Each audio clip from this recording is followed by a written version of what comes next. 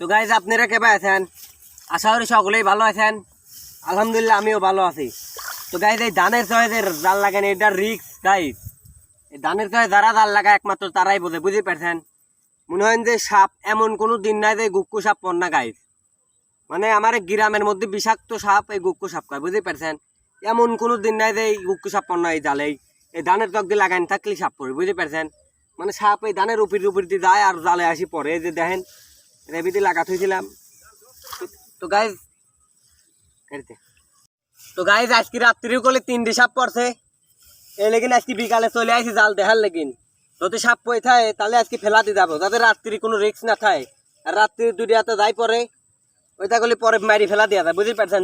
সলে জাল দেওয়া লাগবে, মানে ভোর হয়ে সালে রাত্রি যা যাবিল ওই ধানের সহে এরকম রিক্স, বুঝতে পারছেন? আর আমার গ্রামের মধ্যে বিষাক্ত সাপ এই তার কয়।